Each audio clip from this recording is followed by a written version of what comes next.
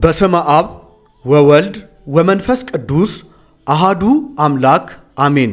ተነግሮ የማያልቀው የቁልቢ ቅዱስ ገብርኤል ድንቅ ተአምራት አንዱ። በጃንሆይ ዘመን የታፈሩና የተከበሩ አንድ ትልቅ ቤተሰባችን የሆኑ እናት ነበሩ። ቅዱስ ገብርኤልን የሚወዱ ለመልአኩ ያላቸው ፍቅርና ክብር ልዩ የሆነ በየዓመቱ ቁልቢ በመምጣት ሰንጋ እያረዱ ግብር የሚያበሉ በትዳራቸው የወለዱት ልጅ የላቸውምና ለኔ ለመሃኒቱ ቅዱስ ገብርኤል ልጄ ነው የሚሉ ታላቅ እናት በስተርጅና ሁለት አይናቸው ጠፋ። በሕክምና ተስፋ ጠፋ። በዘመኑ ለተሻለ ሕክምና ወደ እስራኤል እድል አግኝተው ለሕክምና ወጪ የተጠየቁትን ገንዘብ አዘጋጅተው በመሃል የመልአኩ በዓል ይደርሳል። ቅዱስ ገብርኤልን ተሰናብቼ ነው የሚሄደው ብለው ወደ ቁልቢ ይሄዳሉ። አንተ መልአክ ይህ በእኔ ሕይወት እንዲሆን እንዴት ፈቀድክ? ቤተ መቅደሱ መሃኖች ወልደው በእልልታ በደስታ ሲመላ ለእኔ በአማላጅነት ልጅ አሰጠኝ ብዬ አላውቅም። ልጅ ከጦረው አይን የጦረው ነውና እንዴት አይኔ ሲታወር ዝም ትላለህ? ብለው አምርረው ያለቅሳሉ። ታቦቱ ዑደት ሲያደርግ አስጠጉኝ ብለው በመሪ ይቆማሉ። ከታቦቱ አንጻር ሆነው ያ ለሕክምና ያዘጋጁትን ብር በከረጢት ይዘው ከደረታቸው በማውጣት እጃቸውን ከፍ አድርገው እየወዘወዙ እንደ ሕፃን ልጅ ገብርኤልዬ ገብርኤልዬ እንቁልልጭ እንቁልልጭ ይህ ብር ካዳንከኝ ያንተ ነው፣ ይህ ብር ካዳንከኝ ያንተ ነው ብለው ወደ ደረታቸው ሊመልሱ ሲጎነብሱ በዛው ፍጥነት ለ3 ዓመት የጠፋ አይናቸው ቦግ ብሎ በርቷል።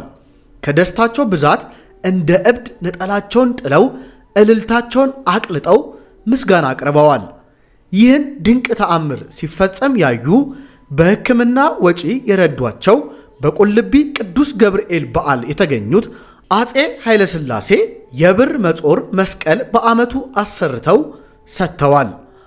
ሀያቴ ልጅ በክብካብ ገብረ ማርያም ወስመ ጥምቀቱ ጽጌሃና ከነገረኝ ሌላው በአሁኑ ምዕራብ ሐረርጌ ቁኒ ከሚባል አካባቢ የምትኖር በእምነት ከኛ ወገን ያልሆነች ሴት ልጅ በማጣት የምትሰቃይ ረጅም ዘመን በትዳር የቆየች በሀብትና በዘመድ የከበረች ሴት የቁልቢ ቅዱስ ገብርኤልን ዜና ትሰማ ነበርና ካለችበት ሆና ስዕለት ትሳላለች። የሚገርመው ደመ ጽጌዋ ከቆመ 4 ዓመት አልፎታል። ቅዱስ ገብርኤል ምን ተስኖት በዓመቱ ወንድ ልጅ ወልዳ ልጇን በጀርባዋ አዝላ ስዕለቷን የአንበሳ ደቦል እንደ በግ እየጎተተች 40 ጊደር ይዛ ቁልቢ ድረስ መታ ምስክርነት ሰጥታ ወደ ሀገሯ መመለሷን አውግተውኛል። የሐረርጌ ሕዝብ በተለይ በጥምቀት የማይመስሉን ለመልአኩ ያላቸው ፍቅር ልዩ ነው። ቁልቢ ነባሲ ይላሉ። በኦሮምኛ ቁልቢ ማለታቸው ቅዱስ ገብርኤልን ነው። ቁልቢ ሽንኩት ማለት ሲሆን ቁልቢ ነባሲ ገብርኤል ጠብቀኝ እንደማለት ነው። ቁልቢ ማለትን በቅዱስ ገብርኤል ተክተው ቤተ ክርስቲያን ገብተው ስዕሉን ሲያዩ በደስታ ይሸበራሉ። ይህ መልአክ ነው፣ ራሱ ነው። ታምሜ ተኝቼ አንዲት የፀጉር ዘለላይን ይዞ ተነሽ ያለኝ ያዳነኝ እያሉ አቤት አንደበታቸው መጣፈጡ።